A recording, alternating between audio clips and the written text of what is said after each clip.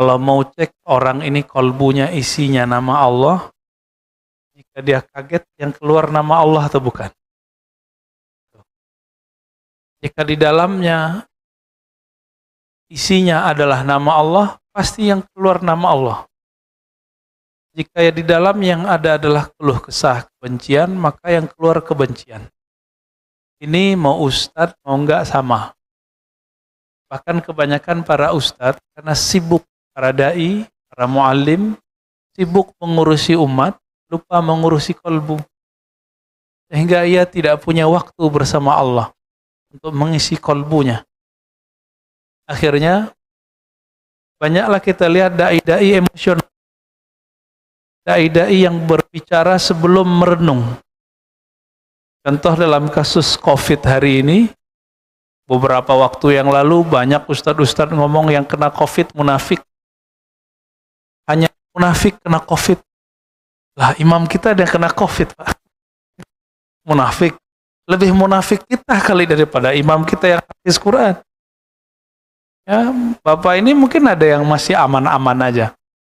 Lebih soleh mana imam kita yang hafiz Quran sama kita? Ya, lebih soleh beliau lah.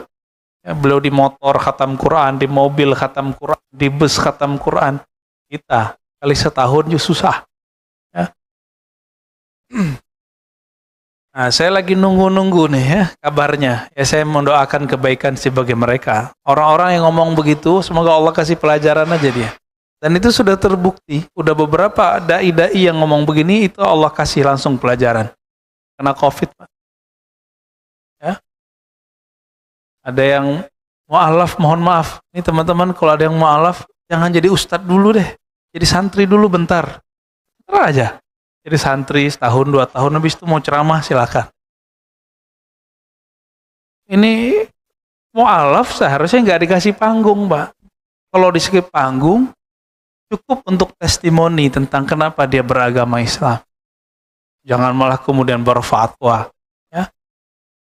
Ini menyedihkan fakta umat kita hari ini. Ya, semoga ini Allah perbaiki dan kita perbaiki.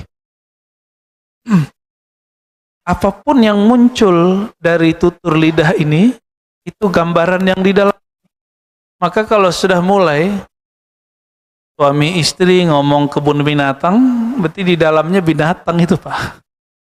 Ustadz dai khutbah udah ngomong guguk, udah ngomong aduh ya, sapi, kambing, anjing, udah ayam, berarti keluar semua tuh kebun binatang ya.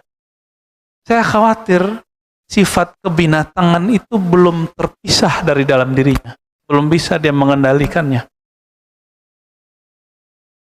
Maka Imam Al-Ghazali mengatakan orang begini wajib berguru lagi, bukan malah menggurui orang. Tapi hijabnya, tirai penghalang seorang yang alim, ustadz, itu ilmunya. Dia merasa sudah berilmu, gak mau ngaji lagi.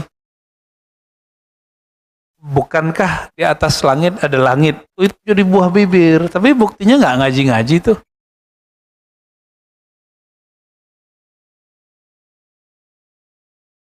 Kita sedih nih ulama banyak meninggal, habaib banyak diambil nyawanya oleh Allah. Benar gak? Buktinya apa? Mau gak ngaji? Wah sedih nih, dia ini nangis-nangis, ulama meninggal, kazib, bohong. Kalau betul kita sedih ulama meninggal, kita kemudian sadar, kita jemput ilmunya. Ilmu itu kan disimpannya di kolbu, bukan di buku, Pak. Bapak punya buku 1000, tapi kalau nggak punya kolbu, no, ya kosong semua. Maka kita ketemu orang mandang kolbunya atau mandang penampilannya. Banyak orang berpenampilan seperti kiai, tapi ternyata belum dalamnya. Tapi jangan suuzon dulu, mungkin orang ini lagi belajar menjaga diri. Wah, mungkin dengan itu dia cara menjaga dirinya. Wah, udah gaya kiai aja nih. Belum tentu memang gaya kiai itu apa sih? Saya banyak ketemu kiai, gayanya nggak gaya kiai. Berarti memang nggak ada sebenarnya penampilan kiai yang khusus tuh nggak ada. Yang ada adalah kolbu yang khusus pada seorang kiai. Seorang ulama, seorang habib, seorang syekh.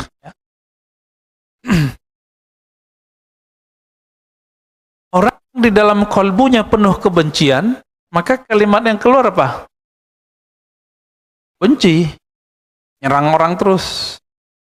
Nah, masih ingat sebelumnya kita sudah membagi karakter manusia, ada karakter binatang ternak. Maka kalau ngomong isinya syahwat, duit, makan, males, udah gitu aja isinya. Kalau dia, males berarti ini karakter binatang ternaknya masih kuat, Pak. Disebut karakter bahimiyah. Ya. Ini Imam Ghazali nulis di kitab Kimia Us-Sa'adah, beliau menyebutkan ini membuat orang malas. Sering ngeluh, ya? Ada orang sering ngeluh, ngeliat berita apa ngeluh, ngelihat apa aja ngeluh. Ini karakter ini, hati-hati. Sedangkan yang kedua, karakter yang mana? Masih ingat? Karakter binatang buas. Nah, binatang buas ini mau cari kesalahan orang terus, ingin menguasai orang terus. Ini kelihatan dari diksi-diksi kalimatnya. Kalau dia seorang suami istri, pengennya menguasai pasangannya, pengennya menghardik pasangannya, pengen nyari kesalahan di keluarga, jadi di rumah itu nggak ada yang nyaman. Jadi kenapa di rumah kita sering tengkar misalnya, itu karena karakter ini masih dipelihara. Kalau dia seorang guru, seorang mu'alim, seorang ustadz, maka mimbar-mimbar jadi kotor, Pak. Mimbar-mimbar jadi kotor. Cuma karena beda politik, kalimat sesat keluar. Kalimat-kalimat kafir keluar. Nah, hati-hati ini. Ini kita sudah melalui di tahun-tahun sebelumnya. Semoga tahun ke depan nggak terjadi lagi itu. Berapa banyak kantor-kantor di zaman-zaman pemilu kada sebelumnya, ya, masjidnya itu betul-betul bikin sakit telinga, Pak. Sampai beberapa sahabat saya udah nggak mau lagi Jumatan. Kenapa nggak mau Jumatan, kita tanya. Ya, bikin dosa, Ustaz.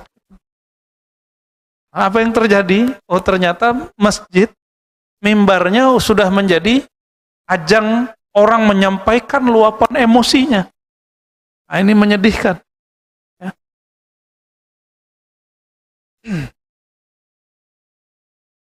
Di dalam Al-Quran kita masih ingat, surah Al-Fat ayat 29, ciri-ciri orang beriman itu, simahum fi wujuhihim min atharis sujud.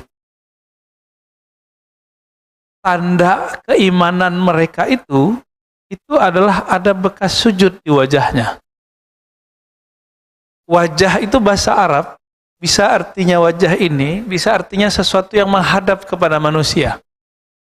Atau yang menghadap kepada Allah. Maka kita menyebut wajah tu wajhiya lilladzi fataras samawati wal ard. Aku hadapkan wajahku kepada pencipta langit dan bumi. Wajah juga berarti ada wajah zahir, ada wajah batin. Wajah zahir menghadap makhluk, tapi wajah batin menghadap Khalik. Kalau wajah batinnya menghadap Khalik, pasti kalimat yang keluar adalah nama-nama indah dari Sang Khalik. Inilah yang disebut man ahsaha dakhalal jannah. Allah punya 99 nama. Siapa yang ahsaha, mengulang-ulangnya, merenunginya, memasukkannya ke dalam kolbunya, pasti itu yang keluar. Maka tidak mungkin kendi, gelas, teko yang berisi hitam, kopi, keluarnya susu. Tidak mungkin. Kecuali kopi susu, gado-gado lagi. Isinya air meneler, putih bening, pasti keluar bening. Jadi kita nggak usah kemudian menilai orang, cukup kita nilai diri kita sendiri. Saya kalau dengerin khutbah itu kadang ngeri-ngeri sedap, Pak. Ngeri khutbah. Nah, saya juga dalam sebulan itu mungkin ada 2 kali itu nggak khutbah, cuma pengen dengerin khutbah. Kita pengen belajar juga gimana sih menjadi pendengar yang baik. Biasanya didengerin orang mulu, kita serem juga, Pak. Itu di mimbar itu ada setan juga. Setan popularitas, Pak, di sini. Ada setan apa lagi? Setan pengen dihargai. Makanya beberapa khotib itu marah-marah di mimbar ngelihat jamaahnya tidur. Jadi dia nggak usah marah ya. Kadang-kadang orang merem, dia denger, kan bisa begitu. Kenapa dia tidak berhusnuzon kepada orang, berbaik sangka? Penyakit orang hari ini suka berburuk sangka. Nah, berburuk sangka itu sifat dari yang ketiga, Pak, setan. Nah, karakter ini banyak pada kita. Jadi kita nggak usah bermusuhan sama setan dulu, bermusuhan sama diri dulu. Inna ada eka mabanyana janbay. Imam At-Tabari ketika menyebutkan bekas sujud ada di wajah mereka, sujud di situ artinya kerendahan hati. Betul kalau orang dia kuat sujudnya, jidatnya hitam, itu juga masuk. Tapi jidat hitam itu zahirnya, batinnya apa? Ada ketundukan di dalam hatinya. Sujud intinya apa? Ketundukan atau sekedar kepala kita ke bawah? Ketundukan.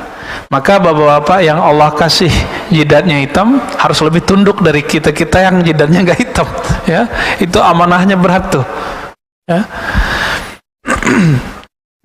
Kadang-kadang setan itu ngomong, waduh, jidatmu hitam nih, kamu ahli sujud nih, hati-hati. Kita baca aja ta'awuz, a'udzubillahi minasyaitonirrajim. Kadang-kadang nggak lewat jidat, Pak, lewat kopiah. Kadang lewat baju, kadang lewat sarung, kadang lewat serban. Tergantung setannya mau masuk dari mana. Karena setan mengalir dalam semua pembuluh darah kita. Jadi nggak ada yang selamat pada sini. Jadi kita mau gimana aja jadi wali Allah, tetap masuk tuh setannya. Hanya satu yang tidak bisa diakses oleh syaitan, qalbu. Nah, saya sudah pernah sebutkan sebelumnya. Imam Suhrawardi mengatakan dalam kitab Awariful Ma'arif, syaitan iblis itu meminta izin kepada Allah, ya Allah, izinkan aku untuk bisa masuk kepada qalbu manusia, akses was-was qalbu manusia. Apa kata Allah? Tidak boleh, ya, tidak diizinkan. Kenapa? Qalbu itu hanya tempat nama Allah. Di sini kelihatan, Pak, iblis itu dari dulu pengen ngambil kekuasaan Allah gitu. Kenapa iblis itu jadi iblis? Karena dia ingin menjadi sekutunya Allah. Maka Allah kasih tahu, kamu hanya dapat izin masuk melalui pembuluh darah hambaku. Gak boleh masuk ke kolbu. Kolbu itu raja. Jadi iblis itu karena keinginannya menyaingi Allah, maka dia terlaknat di sisi Allah Subhanahu wa Ta'ala. Tapi coba dilihat di sini, iblis bisa ngomong kepada Allah nggak? Berarti iblis itu secara kasar, penyingkapan rohani itu dia bisa bertemu Allah. Maka tidak jaminan orang yang dibukakan kolbunya, pikirannya alam gaib, lalu dia jadi benar.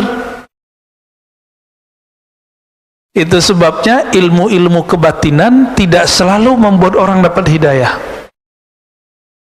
Kenapa? Kadang-kadang kemampuan dia mengakses alam gaib itu membuat dia tambah sombong. Nah, sekarang agak menyeramkan ini. Di YouTube itu banyak sekali sekarang konten-konten yang berisi kebatinan. Akhirnya semua orang bisa mengakses.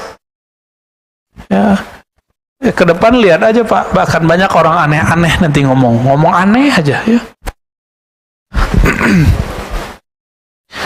Jadi Imam At-Tabari menyebutkan selain bermakna bekas hitam di wajah, maka bekas sujud itu artinya adalah cahaya sujud. Apa itu cahaya sujud?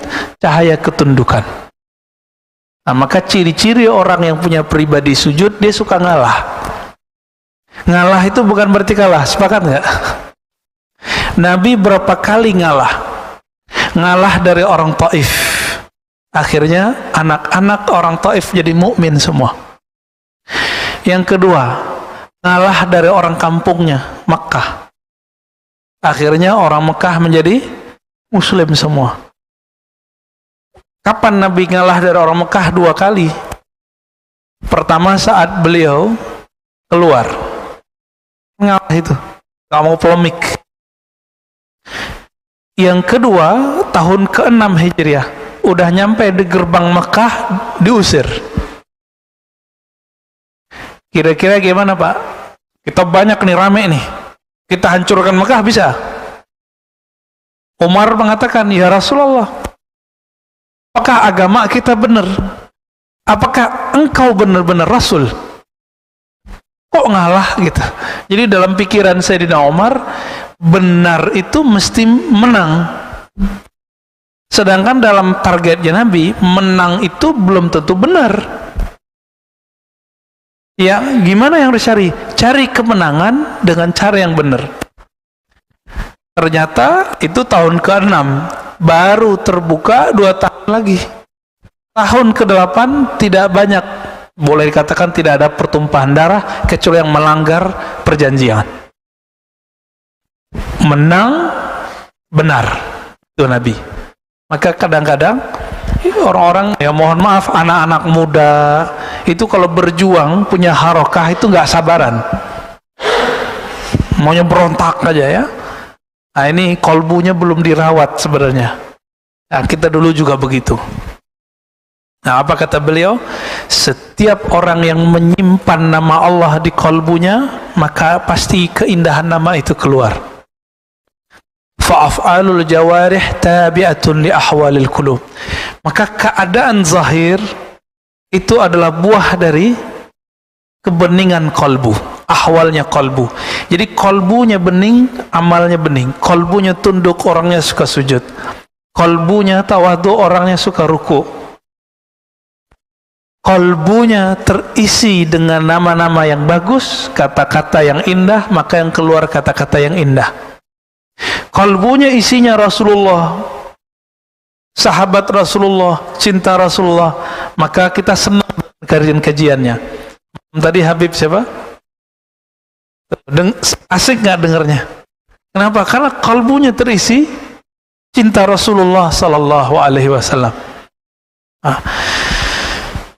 Oleh karena itu, bahasa Allah, ilmu ini ilmu kolbu. Maka dia tidak bisa dengan membaca buku terjemahan. Falazimu ahlal qulub. Maka ambillah ilmu ini dari ahli kolbu.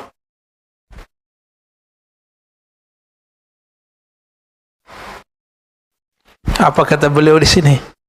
Orang yang di dalam kolbunya ada kejahilan kepada Allah, maka ketika dia berkata-kata, ketika dia berbuat, pasti ujungnya jahiliyah.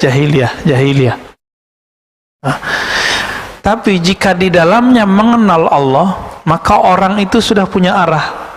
Siapa yang punya arah dalam hidup? Orang yang mengenal Allah. Kita mau ngapain sih? Ya. Perjuangan kita mau ngapain?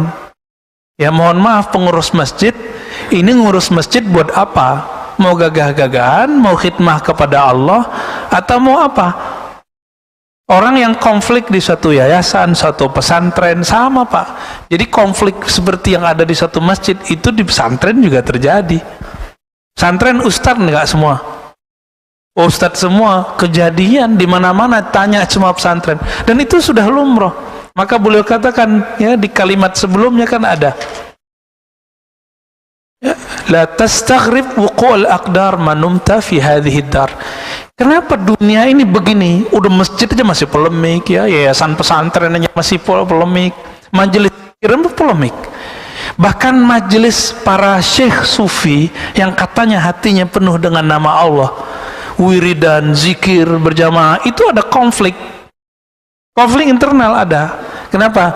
Setan itu kan tinggi ilmunya. Setan itu ribuan tahun zikrullah, Pak. Maka kalau orang membanggakan zikirnya, itu lewat sama setan. Jangan cukup zikir untuk ngelawan setan. Harus ada ma'rifatullah, mengenal Allah. Kalau enggak mengenal Allah, lewat sama iblis. Nah, dan ma'rifatullah itu, mengenal Allah itu basicnya satu, akidah syariat. Maka setiap ilmu mengenal Allah yang bertentangan dengan syariat pasti batal. Tapi banyak orang yang ilmunya zahir-zahir doang, nggak mau masuk ke bagian ma'rifat ini. Pikiran kita makanannya adalah berpikir mengatakan iya tidak, masa sih gitu. Badan ini makanannya yang zahir, minumannya ya ini. Kalau kalbu makanannya apa? Nama Allah. Maka harus dilatih semua, harus dikasih Pak. Ya mohon maaf, mau dia kiai, mau dia ustadz, kalau nggak punya waktu bersama Allah setiap hari, kalbunya pasti tertawan oleh dirinya sendiri. Nggak perlu setan, diri sendiri. Kita kan merasakan pada diri kita sendiri. Tertawan oleh dirinya.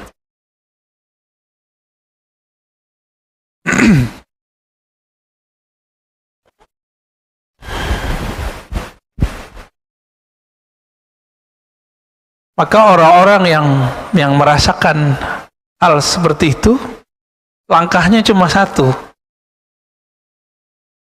Labudda ayyakuna lahu mursyidun yursyiduhu, murabbin yurabbih. Ya, dia mesti punya guru, pembimbing yang bisa membimbingnya. Kita sholat fisik aja ada gurunya, masa sholat rohani gak ada gurunya? Sujud secara fisik diajarin gak sama guru kita? Tapi sujud secara rohani udah diajarin belum? Kan belum. Kenapa? Inti dari sujud itu adalah mengenal Allah, bukan hanya zikir Pak. Nah, inilah rahasianya ketika disebut kenapa kita kalau sujud ruku baca subhana rabbil azim atau subhana rabbil a'la atau subhanakallahumma wa bihamdika. Ternyata ketika Nabi naik ke arsy sana, sebelum naik Nabi melewati langit pertama, langit kedua, ketiga, keempat sampai ketujuh. Apa kata beliau? Yang saya dengar malaikat, ada satu malaikat dia kalau berzikir subhanal aliyil a'la, subhana rabbiyal a'la, subhanak haitsu kunta, subhanaka haitsu kunta, subhanak. Isinya para malaikat itu subhanallah, subhanallah, subhanallah. Ketika kita sholat baca subhanallah, subhana rabbil azim, subhana rabbil a'la, itu udah sama kayak ibadah seluruh malaikat yang ada di langit sana Pak. Syaratnya satu, mengenal yang kita sebut, yaitu Allah subhanahu wa ta'ala. Malaikat itu dari awal dicipta bacaannya satu aja, subhana rabbil a'la wa bihamdi, subhana rabbil azim wa bihamdi. Apa? Jadi malaikat A subhana rabbil a'la, malaikat B subhana rabbil azim, malaikat ini subhana rabbil azim wa bihamdi. Semakin banyak zikirnya semakin mulia malaikat itu. Nanti akan semakin banyak sayapnya. Apa kata Rasulullah ketika aku naik, dalam hadis Imam Tabrani, hadisnya hasan, naik ke langit, Allah mi'rajkan, aku melihat ada seorang malaikat. Jika dia ingin menembus langit dan bumi sekejap, maka dia akan menembusnya. Jika dia ingin menutup langit dan bumi sekejap, dia akan menutupnya. Lalu aku berkata, zikir yang aku dengar darinya adalah subhanaka haitsu kunta. Apa terjemahannya itu? Maha suci, maha hebat engkau ya Allah, sehebat menurutmu, bukan menurutku. Inilah makna subhanallah. Allah maha suci, tidak perlu kita sucikan. Maka kesuciannya Allah, karena dialah yang suci. Maksudnya, dibolak-balik gitu ya. Allah itu suci bukan karena kita baca subhanallah. Gitu. Tanpa kita baca subhanallah, Allah sudah suci belum? Maka kalimat ini bukan untuk mensucikan Allah, tapi untuk menyatakan aku betul-betul meyakini ya Allah engkau maha suci. Itu maknanya. Jadi tolong diluruskan, tasbih-tasbih kita selama ini bukan kita sedang membersihkan Allah. Allah nggak butuh. Allah nggak butuh Pak. Yang perlu dibersihkan kalbu ini dengan nama Allah itu. Jadi mulailah sholat, lalu mengilmui apa yang dibaca dalam sholat. Nggak mesti menerjemah Pak. Kalau menerjemah nanti Bapak capek. Mengilmu yang dibaca, ini yang kita sebut bermakrifat. Makrifat kan artinya berilmu, knowledge, berpengetahuan. Ada malaikat yang memikul arasy. Apa zikirnya? Allahu Akbar, Subhanallah, Alhamdulillah, La ilaha illallah. Ini nih, malaikat pemikul aras. Itulah sebabnya Nabi SAW mengatakan, ya, ini kalimat diambil oleh Nabi dua. Subhanallah walhamdulillah, kalimatani khafifatani alal lisan. Sangat ringan dua kalimat ini bagi lisan, tapi habibatani ilar rahman. Tapi Allah yang maha rahman, yang menguasai aras, yang menguasai langit dan bumi, yang menguasai semua kalbu manusia, sangat mencintainya. Maka ciri-ciri orang yang dicintai Allah, buah bibirnya subhanallah, alhamdulillah, subhanallah, alhamdulillah. Mudah toh jadi kekasih Allah, tinggal mau ngamalin aja Pak. Mau nggak ngamalin ini? Berarti kita sudah bahkan melewati fase-fasenya malaikat. Apa untungnya jadi manusia? Bapak Ibu ini dulu mungkin pernah kalau diperdengarkan cerita malaikat, ingin jadi malaikat aja deh. Jangan. Malaikat itu beribadah karena dia dibuat seperti itu. Kalau bahasa Arabnya majburan, dipaksa begitu. Sedangkan manusia beribadah ikhtiaran karena dia memilih. Kan di Quran jelas, faman syaa'a falyu'min wa man syaa'a falyakfur. Kalian silakan pilih, yang beriman silakan, yang kufur silakan. Jadi Allah kasih pilihan. Kita milih yang mana Pak? Alhamdulillah pagi ini Allah bantu kita memilih yang taat. Alhamdulillah. Nanti habis salat syuruk itu Pak, subhanallah, alhamdulillah, Allah Akbar, la ilaha illallah, 100. Bisa nggak ngamalin tuh? Jadi zikir kita nggak usah tinggi-tinggi.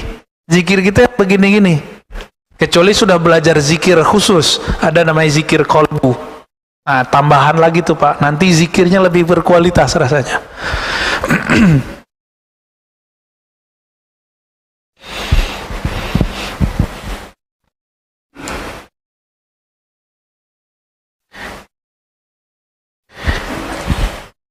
Jika di dunia itu banyak orang-orang yang mengejar dunia, tapi sebelum mereka mengejar dunia, ada yang minta doa dulu kepada ahli kolbu, benar nggak? Orang, ini saya pernah cerita juga, sebelum nyalon jadi anggota DPR, datang ke siapa? Ke kiai nggak? Si kiainya nggak suka dunia. Udah jadi gubernur dia, udah jadi anggota DPR, nanti minta doa lagi supaya posisinya aman. Mintanya ke siapa? Nah, maka ini pejabat-pejabat, artis-artis, pedagang-pedagang, pengusaha-pengusaha, kata Imam Syafani, dan itu terbukti sampai hari ini. Jika ia mendekati orang alim, ahli zikir, ahli kolbu, niatnya bukanlah ingin mengenal Allah kebanyakan, tapi ingin mempertahankan posisinya di dunia. Kenapa? Di kolbunya hanya ada ma'rifatud dunia, mengenal dunia, cinta dunia. Tapi dia mintanya kepada, ini plus juga Pak, masih syukur dia minta kepada wali Allah, coba mintanya ke dukun. Nah, ini kejadian kan, artis-artis punya guru spiritual yang barusan meninggal ini, ritualnya pakai apa tuh, narkoba ya. Ini narkoba kok bisa tembus ke Masjidil Haram, jadi pergi umroh, dia nyabu Pak di sono, nggak tahu pakai sabu tuh apa di sono ya. Kok bisa? Kalau dia nggak bekerja sama dengan jin, nggak mungkin. Jadi udah jadi hambanya jin.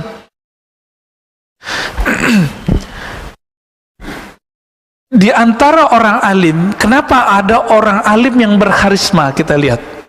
Ini karismanya grade-nya A, yang ini grade-nya B, ini C. Kita berasa begitu. Kenapa Pak? Karena kemuliaan seorang alim tergantung ilmu yang disimpan di kolbunya.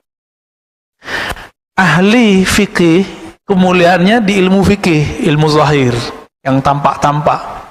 Maka ilmu yang tidak tampak, dia nggak bisa bahas. Jadi ahli fikih itu nggak akan bisa membahas sholat khusyuk. Kalau dia bahas sholat khusyuk, kita ketawa. Atau malah nyusahin orang. Ciri-ciri ahli fikih kalau bahas sholat khusyuk apa? Caranya cuma satu, memahami yang dibaca. Ya repot, kalau yang nggak kuliah, nggak nyantri kan repot Pak. Kuliah agama atau santri di pesantren. Ini bapak-bapak ini akan kelimpungan. Di sini dulu ada kursus bahasa Arab. Hasilnya apa? Ya, kita bertahun-tahun ngaji Pak. Banyak yang nggak jadi di pesantren. Tanya teman-teman kita yang tamat pesantren. 6 tahun, 7 tahun di pesantren, pas kuliah hilang. 6 tahun di pesantren, dagang hilang, jadi PNS hilang. Kok bisa begitu? Ya begitulah ilmu. Ilmu kalau nggak diasah, nggak ada asa, pergi deh. Ada ahli kolbu. Ahli kolbu ini bertingkat-tingkat juga. Ada yang kolbunya bisa mengenal nama Allah, nama doang. Orang ini sudah spesial. Kalau dia doa, dia tahu cara manggil nama Allah. Ini bapak ini, kalau saya panggil, hoi, hoi, hoi, hoi, sini, mau nggak datang? Pasti nggak mau datang. Ya, ada seorang tamu saya datang ke tempat pusat kajian kita di Ciputat. Dia udah ngerasa sesuatu ya. Datang ke saya, terus tasnya di belakang. Dia trek-trekin orang belakang, sini, tas gua. Ya orang bingung, kamu manggil siapa? Sebanyak itu orang di dalam. Nggak ada yang mau ngambilin, akhirnya dia ngambil sendiri tasnya. Kenapa? Karena nggak memanggil dengan nama. Itu baru makhluk, apalagi Allah. Allah itu mengatakannya, walillahil asmaul husna. Allah punya nama-nama yang indah. Nah, maka ada rumus Pak, silakan dijadikan kaidah dalam diri kita. Apa kaidahnya? Pengenalanmu kepada Allah dimulai dari pengenalanmu dengan nama Allah. Nah, seberapa banyak nama Allah kita kenal, sebanyak itulah pengenalan kita kepada Allah. Ini level 1 Pak. Orang di sini udah jadi kekasih Allah, udah wali Allah orang begini. Jadi dia tahu nama Allah. Maka jika dia berdoa, dia memanggil, itu bukan dengan lisannya dia memanggil, tapi dengan kalbunya. Kenapa?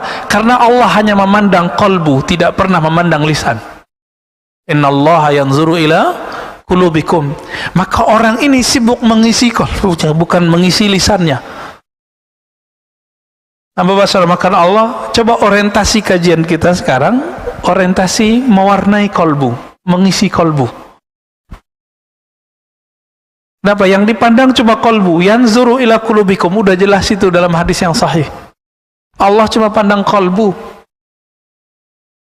Maka jangan berpakaian, berpenampilan kecuali niatnya untuk menjaga kolbu. Nah, ini kan berat nih, pakai gamis kayak saya ini misalnya, ngerasa diri suci kan repot.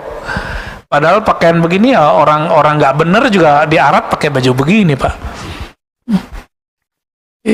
Tapi karena saya punya memori, guru saya waktu ngajar dulu bajunya begini. Maka setiap kali pakai baju ini ingat guru gitu Pak. Kalau ingat guru, ingat ilmunya. Disebutlah ini rabitah. Ya. Ingat ikatan kolbu dengan guru. Ini sederhananya begini. Biasanya yang begini perempuan Pak, istri, ya, perempuan secara umum. Perempuan tuh paling ingat simbol. Dikasih hadiah, dikasih baju, dikasih cincin, dikasih, ya, begitulah dia ingat terus. Maka bapak ini bisa jadi lupa kapan istrinya lahir, kapan anaknya lahir, ya enggak? Lupa nggak? Kalau istri mungkin nggak lupa, anak yang lupa. Sering lupa, ya kan? Karena kita suka melupakan memori, sedangkan bagi perempuan itu penting.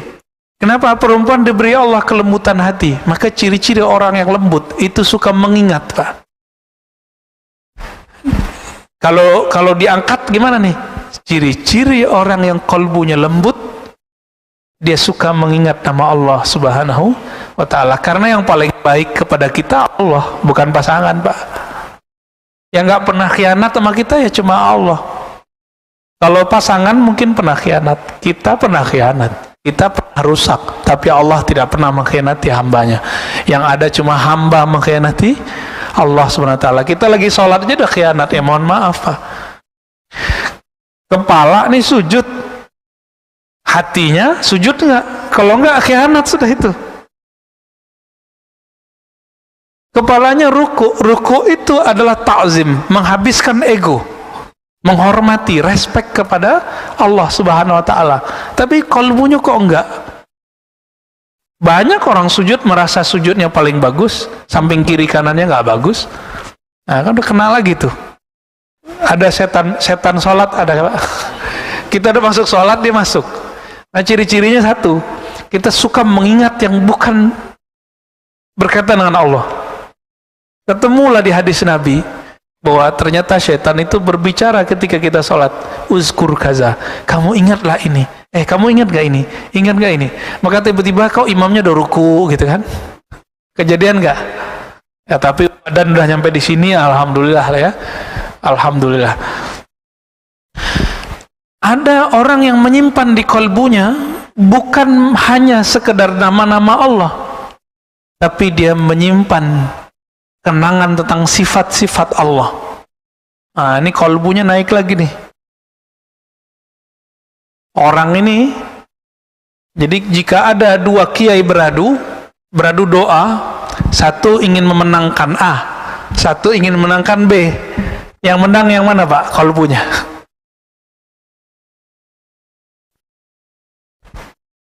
Yang sudah sampai mengenal sifat Allah.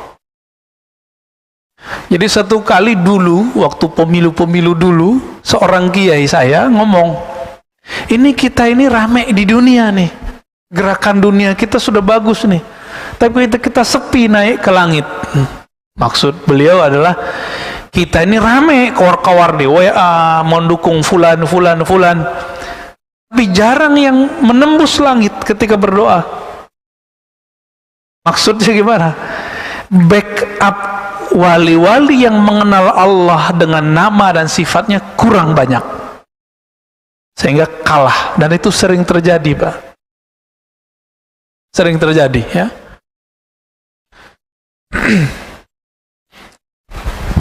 Di antara wali-wali itu ada yang paling tinggi. Jika di masa kenabian, nabilah orangnya. Jika setelah masa kenabian, maka wali yang disebut Al-Ghaus, Al-Qutub Al-Ghaus, yang mana suatu wilayah akan diberi hujan karena doanya. Bala diangkat, nggak diangkat, kalau diangkat tangan, Pak. Berarti sekarang beliau belum angkat tangannya. Corona masih ada kan? Benar nggak? Imam kita kena, Pak, kurang yakin apa lagi? Cuma jangan terlalu horor, jangan terlalu sering-sering nonton berita. Saya sarankan cukup seperlunya aja, Pak. Kalau perlu nggak usah nonton, kita sama-sama tahu aja lah. Ya, ya sama-sama tahu aja. Kalau emang COVID ada kok, bahkan bermutasi cepat sekali. Dia flu tapi lebih ganas, kira-kira begitu. Kalau Donald Trump bilangnya apa? Flu-Wuhan ya. Sekarang udah pindah dia, Pak. Udah dipecat deh oleh masyarakatnya sendiri. Itu kejadian di Amerika kan lucu, Pak. Negara demokrasi katanya, ya, tapi anarkis. Benar nggak? Ini kan kasihan juga kita. Ini resiko demokrasi, tapi demokrasi gitu-gitu aja. Jarang terjadi penggulingan, itu jarang. Nah, kembali ke teks ini. Jika ada orang, ada lagi yang lebih tinggi nih, yang tadi nih. Di masanya dia mengenal rahasia zat Allah Subhanahu wa ta'ala, maka orang inilah nabi di zamannya. Kalau hidup di zaman kita masih ada nabi nggak? Nggak ada nabi.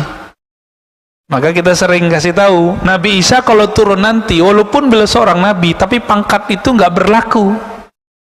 Beliau nabi, iya, tapi pangkat itu nggak berlaku.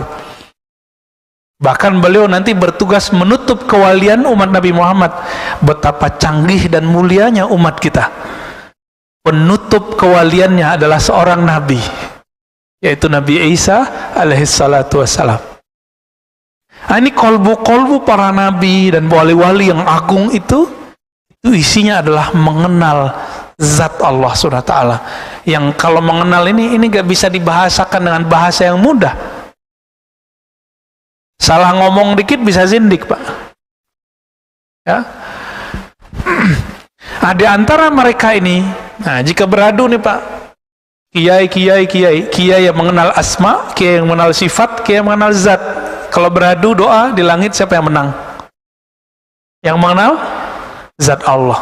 Ya samalah di dunia ini, orang yang megang wali kota, orang yang megang gubernur, sama yang megang presiden, mana yang menang? Nah, kira-kira begitu Pak. Paham di situ ya?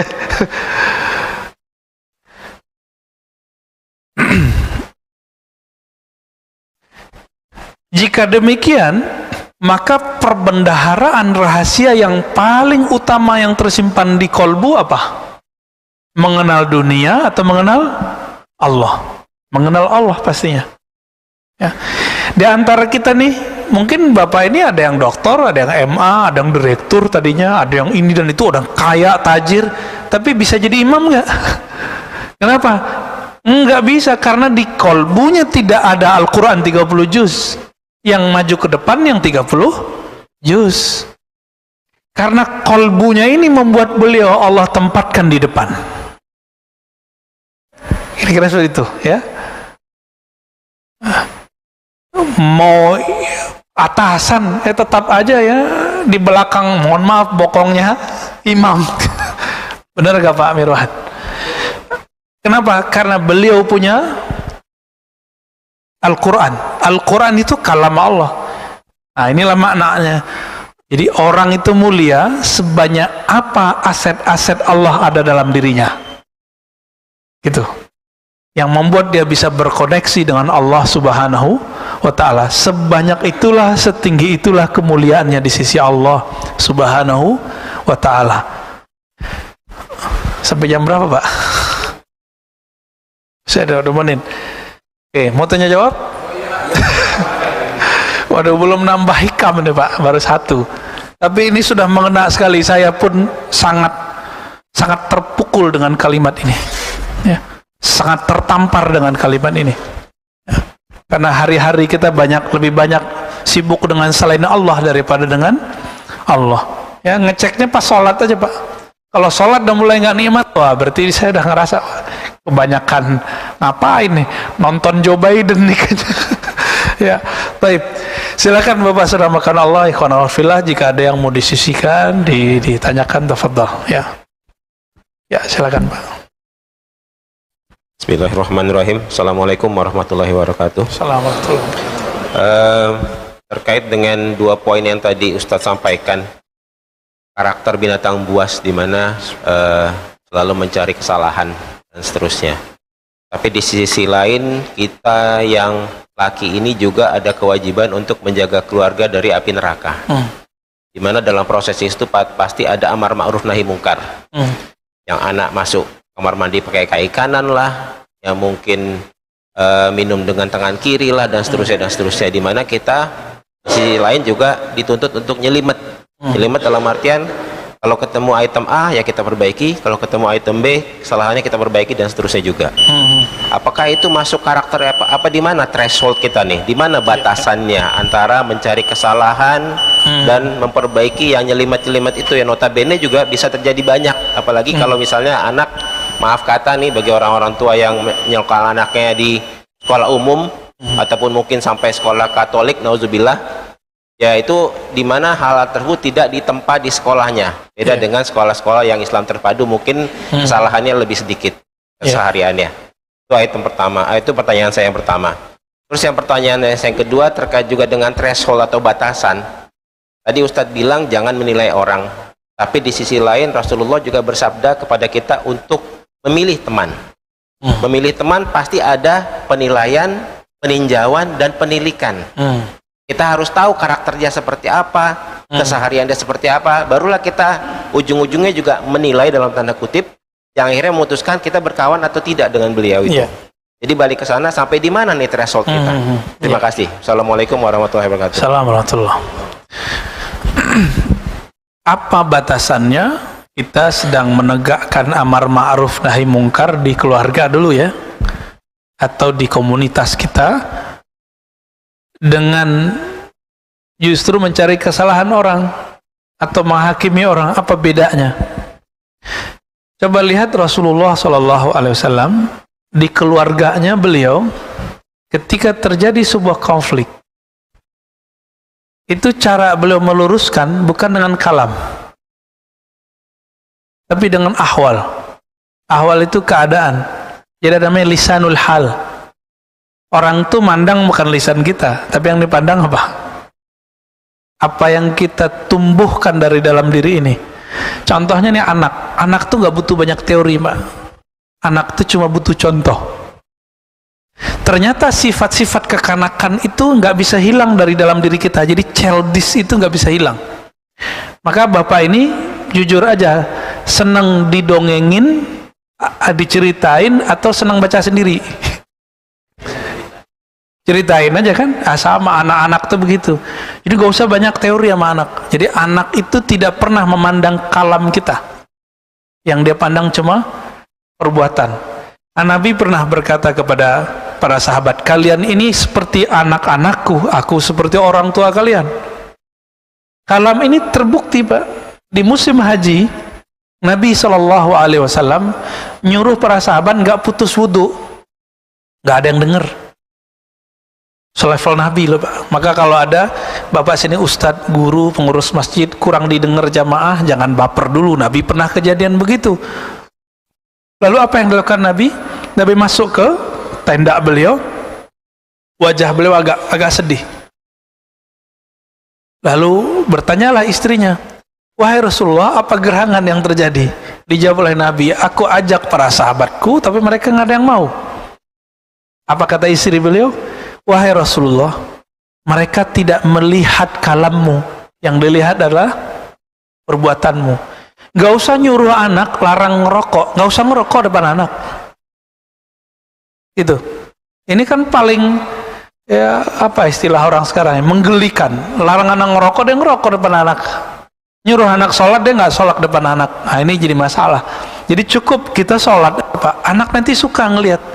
Bahkan kalau anak itu sudah cinta sama kita, dia naik-naik ke punggung, jangan dimarahin. Itu masuk itu. Kalau anak itu udah berani naik ke punggung kita, kita ajak dia sujud bareng. Itu rohani, dia ikut, Pak.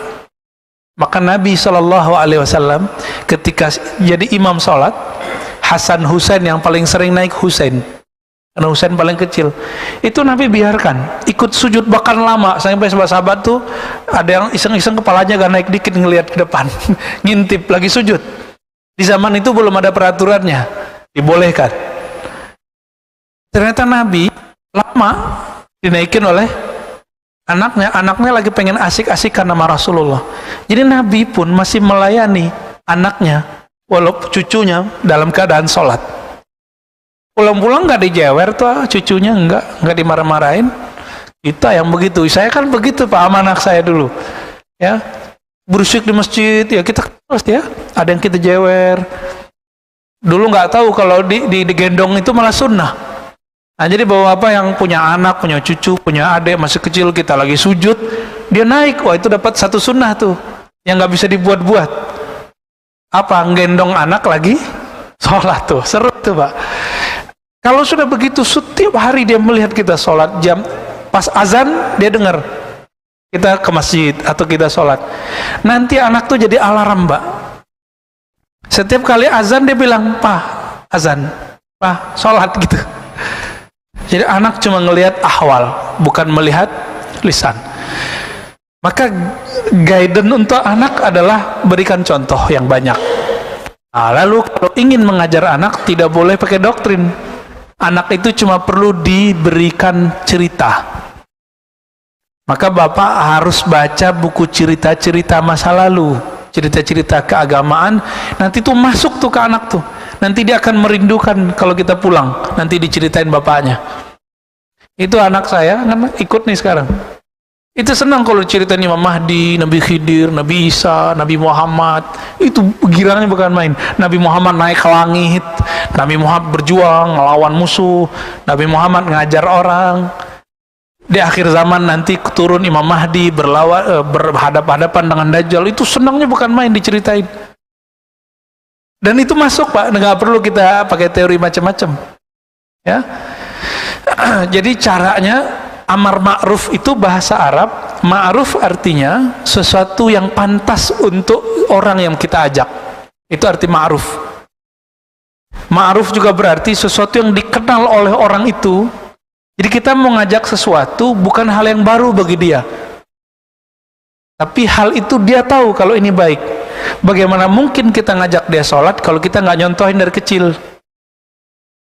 Kalau udah biasa dia ngelihat, nanti pas gede kita ingetin, itu baru namanya ma'ruf. Sekarang kebalik, orang mengajak ma'ruf tapi caranya mungkar. Mungkar bahasa Arab artinya sesuatu yang tidak dikenal kebaikannya. Si anak, si keluarga belum mengerti apa yang kita mengerti di sini. Apalagi mazhab bapak sebagian, kalau perempuan istri nggak boleh sholat di rumah, misalnya begitu. Akhirnya kita ngaji, dia nggak ngaji. Syukur-syukur dia masih ngaji online. Syukur-syukur ngaji online-nya benar kan. Sekarang ngaji online juga banyak yang nggak benar, Pak. Ya, banyak perceraian terjadi, cekcok rumah tangga terjadi karena suaminya ngaji di mana, istrinya nggak boleh. Akhirnya istrinya ngaji lewat handphone. Tinggal tunggu 2 bulan 3 bulan cekcok. Lihat aja Pak, setiap tempat, setiap masjid ini kejadian. Kita nanganin masalah ini udah capek, ya. Maka saya harap suami-suami kalau ngaji di mana ajak aja istrinya. Ustadz gak boleh perempuan sama masjid. Yang ustadz siapa? Ya, yang mengatakan gak boleh itu ustadz mana? Nabi ketika subuh hari pulang-pulang bawa Sofia, ada sahabat 2 berseberangan. Apa kata Nabi? Hei sahabatku, jangan salah paham, ini Sofia. Dari mana? Dari masjid. Ini Nabi datang ke masjid berdua. Hadis Sahih Bukhari dan Muslim. Aisyah itikaf di masjid. Tapi Aisyah ketika masjid sudah rame, tempat seperti ini nggak ada. Dulu nggak ada namanya ruang khusus perempuan. Nggak pakai tirai, karena dulu kain mahal. Dulu kain mahal, Pak. Sehingga sahabat itu mesti jingkrang semua. Jingkrang itu udah jadi khas. Udah jadi khas dulu. Jika ada yang di bawah mata kaki, pasti orang belagu. Orang semuanya jingkrang, kok dia di bawah raja-raja aja gitu. Ya. Akhirnya aja ketika masjid sudah rame di zaman Umar dan Utsman, rame, laki-laki di sebelah belakang, perempuan kepepet. Laki-laki kalau sholat, ya mohon maaf di zaman kita juga begitu. Zaman Rasul kejadian. Sahabat itu ada yang badui kalau sujud itu kan nggak ada tirai ya. Ngintip yang di belakang, Pak. Ada di Quran, ada di hadis. Maklum kayak anak kecil kalau sujud ngapain? Ngintip-ngintip orang kan? Nah sama, dulu para sahabat karena mereka masih kecil secara keilmuan, ngintip lagi sholat. Sampai kemudian mereka dewasa secara rohani, secara keilmuan, baru nggak ngintip lagi. Abu Hurairah diancam sama ibunya, kamu kalau tinggalkan agama Muhammad, hadis Imam Muslim, hadisnya sahih, maka saya tidak mau makan. Hari pertama bingunglah Abu Hurairah. Apakah Abu Hurairah menghardik ibunya? Enggak. Halal darahnya? Enggak. Hari kedua dia melihat ibunya sudah mulai kelaparan. Nah, ini memang karakter perempuan dari dulu begitu nih. Ya sebagian. Kalau lagi nggak seneng tuh ngancem orang lain dengan menyiksa dirinya. Ya, flying victim ya namanya. Akhirnya datanglah Abu Hurairah kepada Rasulullah. Wahai Rasulullah, tolong doakan ibuku. Malah minta doa. Nah, ini ma'ruf namanya. Jangan ngajak yang ma'ruf dengan cara yang mungkar. Kapan kita perlu pakai lidi? Lidi itu kalau sudah sifatnya urgen. Kita udah ajak dari umur 7 tahun. Umur 10 tahun belum mau. Sesekali keluarin Pak lidinya. Nakut-nakutin aja. Awal-awal anak itu takut sama lidinya. Lama-lama dia takut sama yang punya lidi. Kalau udah dewasa, dia bukan hanya takut sama yang punya lidi, dia takut dengan yang menciptakan lidi dan yang punya lidi, yaitu Allah Subhanahu wa ta'ala. Itu yang disebut ma'ruf. Jadi ma'ruf itu memahamkan apa yang kita ajak, itu pertama. Yang kedua, menghantarkan dia kepada pemahaman itu secara bertahap. Ini yang disebut ma'ruf. Kalau sudah melalui tahapan ini, lalu anak itu melanggar, keluarga kita melanggar, baru kita nahi mungkar. Jangan kebalik-balik. Ini satu paket, nggak boleh dipisah-pisah. Jadi amar ma'ruf nahi mungkar nggak boleh dipisah-pisah. Baik. Yang kedua tadi tentang, saya lupa Pak, menilai orang. Nabi kan bersabda, almar'u ala dini khalilih. Seseorang itu karakternya tergantung karakter komunitasnya. Maka kita perlu melihat karakter mana yang mau kita ambil. Jadi melihat orang ini pantas nggak jadi teman atau tidak pantas, bukan untuk menilai dia, bukan untuk menjudge dia, tapi kita untuk menjaga diri. Itu boleh Pak. Ini yang dikatakan oleh Sayyidina Ali, ya, hati-hati terhadap musuhmu cukup sekali, tapi hati-hati terhadap temanmu berkali-kali. Karena teman itu paling gampang untuk jeblos kita. Bapak nggak ngerokok nih misalnya, nanti kalau punya teman yang ngerokok, ada aja cara masuknya. Walaupun hukum merokok diperdebatkan ya. Jadi kita memandang orang, perbedaannya karakter reptil. Kalau sekarang kita nyebut karakter reptil, otak reptil kan ada di sini ada. Itu kalau mandang orang itu musuh Pak. Mandang orang itu keburukannya, lalu dia hindari. Bedanya apa manusia? Manusia kalau memandang orang lain, kalau muncul misalnya karakter buruk pada orang itu dia amalkan hadis Nabi, al-mar'u al-mu'min mir'atul li akhihi. Seorang mukmin cerminan bagi saudaranya. Imam Sya'rani mengatakan, jika kita melihat keburukan pada orang lalu kita nggak suka, maka coba bercermin, kalau saya bersifat itu pasti orang nggak senang juga. Nah itu maksudnya. Jadi semua dipulangkan ke kita, bukan untuk menjudge dia. Nah, ini perbedaan cara pikir ahli hukum dengan ahli kolbu. Ahli hukum kalau ngelihat orang untuk ngejudge dia Pak. Tapi kalau ahli kolbu melihat orang nanti dipulangkan ke dirinya. Kalau saya jangan begitulah gitu. Ya. Oke, silakan. Nah. Terima kasih. Assalamualaikum warahmatullahi wabarakatuh. Assalamualaikum warahmatullahi wabarakatuh. Ini agak berkaitan juga dengan pertanyaan tersebut, tapi ingin lebih jelas. Jadi dalam kita membimbing generasi berikutnya, begitu anak atau cucu lebih jelas lagi, kita terutama anak sudah dari kecil kita yang mendekati, memelihara dan segala macam, dan ya seperti katakan tadi, banyak mulut yang ngomong dan perbuatan juga kita sudah apakan, dan rasanya dia sudah tahulah begitu. Namun ya sebagai manusia kita merasa belum puas juga perbuatan daripada si anak tersebut seperti yang kita kehendaki. Jadi kita memaksakan supaya sesuai dengan kemauan kita, itu tidak baik kan. Nah di sini bagaimana kita harus mensikapinya. Dan kemudian pertanyaan saya yang kedua, sekarang ini kalau kita dengar banyak bahwa umur dunia ini sudah hampir habis, sudah nggak lama lagi begitu. Sedangkan kita harus punya rencana juga bagaimana sekian tahun yang akan, sekian puluh, sekian ratus tahun yang akan datang dan segala macam. Tetapi kalau kita dengar penyampaian, apalagi kejadian-kejadian, wah ini entah besok entah lusa sudah nggak ada lagi. Jadi ini menimbulkan kekhawatiran dalam hati. Apa gunanya kita memotivasi orang untuk berencana tinggi-tinggi sekian puluh tahun, untuk yang 10 tahun yang akan datang, sekian ratus tahun yang akan datang, sedangkan besok sudah tidak ada. Jadi bagaimana kita menetralisir dan harusnya mensikapi keadaan-keadaan ini, dan supaya kita hendaknya bisa menjadi contoh juga untuk supaya sama-sama berharap kepada ketentuan Allah. Terima kasih. Assalamualaikum. Yang kedua aja Pak ya, yang pertama udah kejawab tadi ya. Kajian akhir zaman maksudnya ya. Kajian akhir zaman kok bikin cemas. Emang tujuannya itu Pak. Jadi kajian akhir zaman itu supaya kita waspada, biar nanti kalau kejadian nggak kaget. Jadi kajian akhir zaman itu salah satu sunnah Nabi. Nabi itu pernah bercerita tentang akhir zaman, dimulai dari ya sampai zuhur nggak berhenti, asar lanjut lagi, terus maghrib lanjut lagi, sampai besok terus, sampai 2 hari 2 malam, 2 hari 2 malam, nggak berhenti. Itu Nabi cerita akhir zaman aja kerjaannya. Sehingga sahabat itu ada perasaan ketakutan. Cuma kan beliau bersama Nabi. Apa kata Nabi? Ana hajijun alaikum. Ya, kalau nanti Dajjal keluar, saya yang akan jadi hujah kalian, yang melawan mereka. Maka nggak usah khawatir. Nanti kan ada pewaris Nabi. Namanya Al-Mahdi. Allah itu adil, Pak.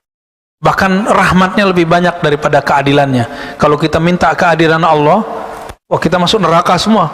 Sholat kita nggak ada yang khusyuk, ya, ilmu kita nggak ada yang mumpuni, ikhlas kita dipertanyakan semua. Karena Allah itu berbicara selalu dengan rahmatnya. Maka Bismillahirrahmanirrahim lebih banyak. Nggak usah khawatir Pak nanti. Itu sengaja, kan tugasnya Nabi basyiran wa nazira. Basyiran wa nazira, memberi kabar gembira, memberi kabar menakutkan. Dua-duanya harus dipakai oleh Rasulullah biar kalbunya kuat. Ntar kalau cuma cerita-cerita keindahan doang, surga-surga doang, ya nggak ada shocknya Pak. Cerita surga juga Nabi beragam. Nabi cerita surga ada ke berbagai macam sahabat. Akhirnya sekarang disalahfahami itu cerita Nabi. Apa kata Rasulullah? Orang kalau berjihad fisabilillah meninggal, wafat, maka Allah nikahkan dia dengan 72 bidadari. Bidadari itu maksudnya apa? Istri toh, pasangan. Isinya apa berarti? Kan seksual, syahwat. Apakah itu surga yang mau kita cari? Ya gitu, mending di dunia aja Pak. Nah ini salah orientasi orang berjuang. Jadi dia berjuang pengen melampiaskan syahwatnya nanti di surga. Ini nggak bener, ini kajian-kajian akhir zaman begini nggak bener. Kajian kita akhir zaman, jihad kita bukan untuk sorga seksual, bukan sorga syahwat doang. Tubuh ini butuh betul, butuh syahwat. Kalbu kita nggak butuh itu, apalagi ruh kita nggak butuh itu. Maka kajian-kajian surga itu jangan terpaku pada hal tadi, perjuangan-perjuangan itu. Ya namanya nanti akhir zaman, betul Pak, cuma kapan waktunya kita kan nggak tahu. Jangan berpikir 100 tahun lagi, kelamaan. Anggap aja besok, anggap aja setahun lagi, 2 tahun lagi, kita kan nggak tahu. Kita nggak pernah tahu Pak masa depan. Itu sebabnya dalam kitab Risalah Kusyairiyah disebutkan, orang yang kenal Allah itu waktihi, dia nggak pusing mikirin masa depan, penting dia siap nggak hari ini untuk masa depan. Ilmu apa yang bisa membuat orang siap di masa depan? Hanya ilmu mengenal Allah, nggak ada lagi. Nggak ada lagi Pak, hanya ilmu mengenal Allah.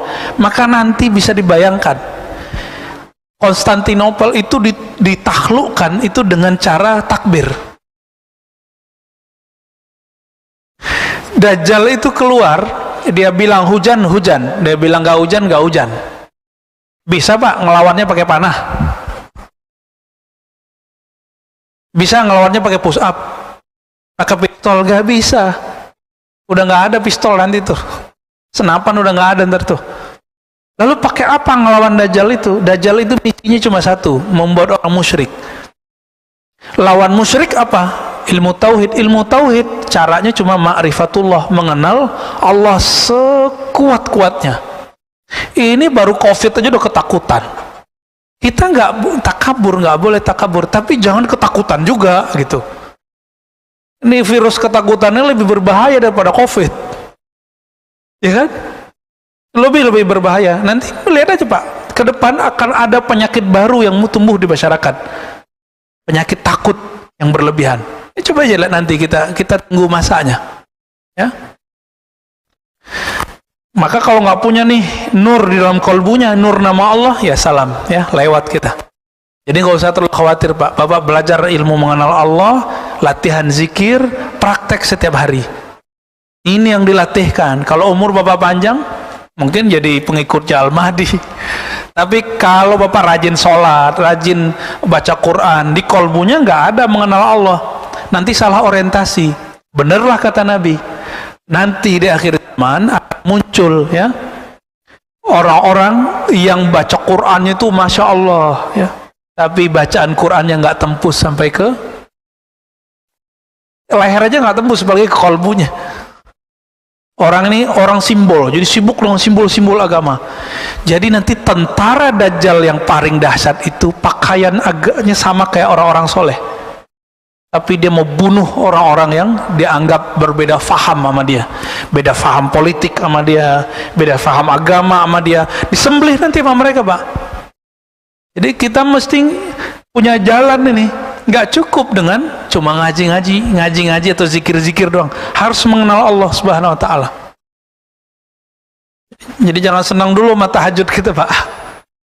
Orang-orang yang bunuh Sayyidina Ali itu suka tahajud, tapi dia tidak punya pengenalan Allah dalam dirinya. Sehingga semakin dia merasa soleh, semakin dia merasa benar. Nah, ini ciri-ciri setan yang ada di dalam dirinya. Setan itu bertahun-tahun, ribuan tahun ibadah di surga, sehingga dia merasa benar. Maka hari ini siapakah pewaris setan? Yang dia jika dengan banyak amalnya, bertambah riyadhahnya, latihan-latihan zikirnya, dia bertambah paling benar. Hati-hati, Pak, di situ. Ya, yang kita sudah melihat setiap tahun ini dimainin nama setan bertubuh manusia. Setan kan ada yang manusia, ada jin, benar nggak? Banyak, Pak, banyak. Ya, banyak yang ngomong di mimbar juga banyak. Jangan-jangan saya juga masuk. Kita hati-hati di situ. Maka kita bertahu, saya muhasabah tiap hari. Gitu, Pak, ya? Masih ada? Pak Mirwan. Afwan, Nabi, ada pertanyaan dari YouTube. Oke. Assalamualaikum warahmatullahi wabarakatuh. Assalamualaikum. Buya izin bertanya, bagaimana cara mengenal Allah di dalam salat kita dan memaknai ihsan di setiap ibadah-ibadah kita dan zikir-zikir kita agar semua ibadah dan zikir kita membekas? Panjang sekali nih. 12 pertemuan nih. Cara ringkas mengenal Allah. Itu aja ya. Ternyata cara ringkas mengenal Allah itu sudah dititipkan ilmunya dalam doa iftitah. Wajjahtu wajhiya lilladzi fataras samawati wal ard. Aku hadapkan wajahku kepada pencipta langit dan bumi. Tubuh kita ini dari bumi, sedangkan roh kita ini satu jenis, bahkan lebih mulia jenisnya daripada malaikat yang mereka ada di langit. Roh-roh para nabi ketika nabi naik ke atas itu kan di mana? Ada di langit gak? Ada di langit, Pak. Bahkan lebih tinggi lagi, jadi mereka bebas mau kemana aja. Maka roh ini dari sisi Allah, sedangkan tubuh ini dari tanah. Ketika kita sholat, kita pulangkan semua itu kepada asalnya. Pulangkan tubuh kepada tanah, berarti kita hina. Kembalikan roh hanya kepada Allah.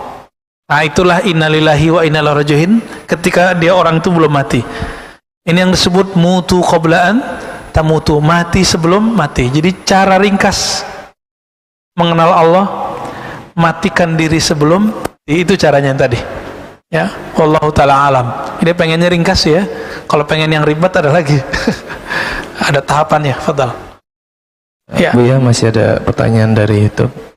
Assalamualaikum Buya. Assalamualaikum. Izin bertanya, apakah rasa resah dan gelisah bisa jadi karena gangguan jin? Enggak. Ini mohon maaf ya Bapak-bapak yang suka ruqyah. Ruqyah itu sekarang banyak yang sudah terjebak kepada praktek kebatinan, bukan ngikutin sunnah Nabi lagi. Rasa resah itu sebabnya cuma satu. Surat Ar-Ra'd ayat 28. Ketahuilah hanya dengan menyebut nama Allah qalbu menjadi damai, tenang. Maka dibalik, ketahuilah qalbu menjadi resah, gelisah jika tidak menyebut nama Allah. Biasanya nanya lagi tuh orang, Ustadz, saya sudah zikir, saya sudah nyebut nama Allah. Kan sudah nyebut nama Allah, nggak ada kata sudahnya. Ya, Al-Ahzab, ya lazina amanu zkurullaha zikran katsira. Wahai orang beriman, sebut nama Allah sebanyak-banyaknya. Maka kebahagiaan orang di dunia, ketenangan jiwa orang di dunia itu tergantung berapa nama Allah yang dia simpan di kalbunya. Berapa lama dia menyebut nama Allah dalam jiwanya. Jadi bukan karena jin. Jangan buruk sangka, nanti jadi penyakit jiwa. Ya, jadi orang-orang yang suka berprasangka kepada jin jadi bingung, kok nyala-nyalain gua? Ya, nanti jadi gila-gila separuh, Pak.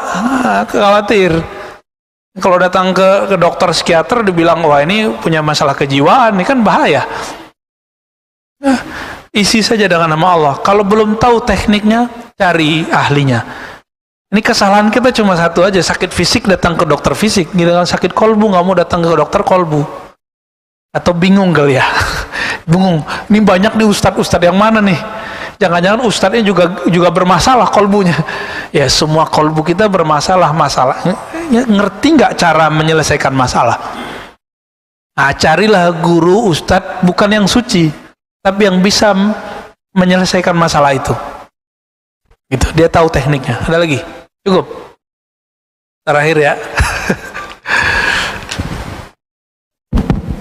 Assalamualaikum warahmatullahi wabarakatuh. Assalamualaikum. Tadi ma'ruf artinya mengingatkan ya Ustaz ya? Bukan ma'ruf amin Pak ya? Itu dia saya mau tanya. Saya mau tanya mau mengingatkan ma'ruf amin tapi ya susah masih ini. Ya. Pertanyaan saya begini Ustaz, tadi dikatakan kan banyak kalau orang atau calon-calon minta doa kepada ulama supaya dia jadi gubernur, jadi bupati atau apapun namanya.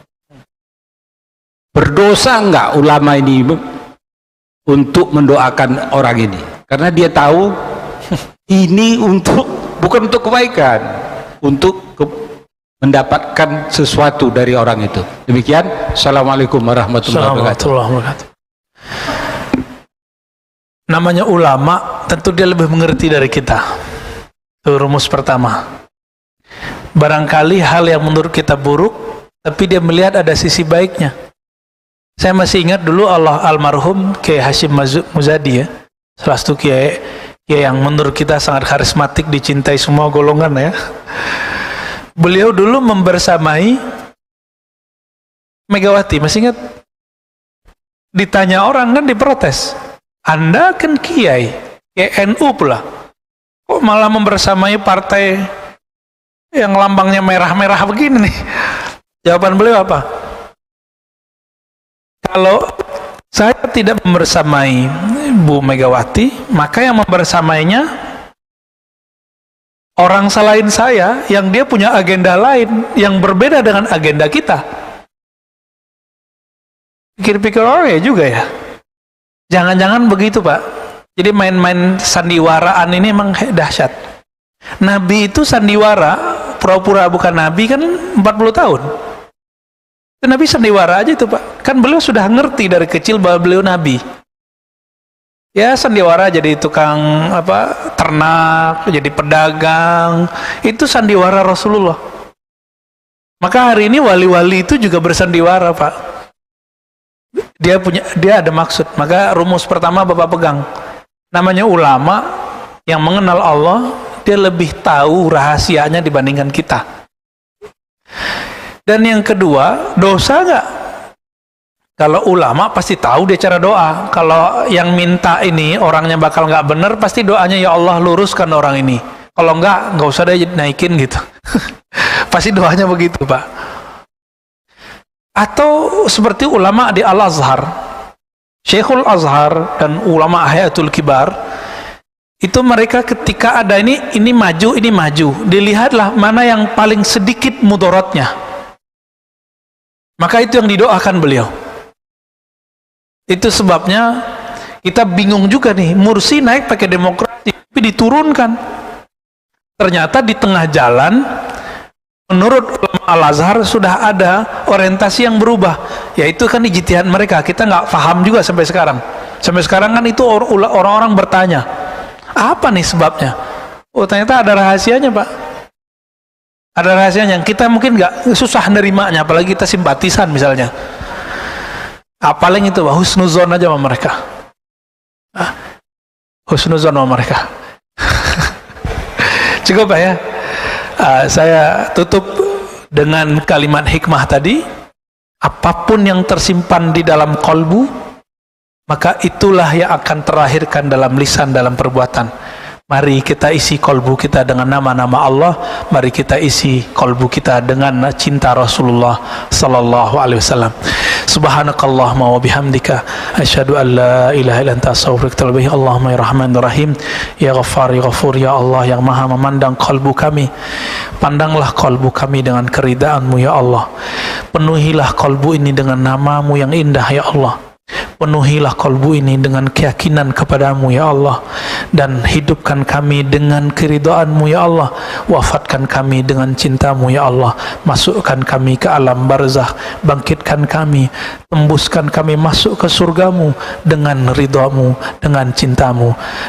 Jangan Engkau pandang kami dengan keadilan-Mu ya Allah, pandanglah kami dengan rasa mahabbah dan rahmat-Mu. Rabbana atina fid dunya hasanah wa fil akhirati hasanah wa qina adzabannar. Wa sallallahu ala nabiyyina Muhammad walhamdulillahi rabbil alamin. Assalamualaikum warahmatullahi wabarakatuh.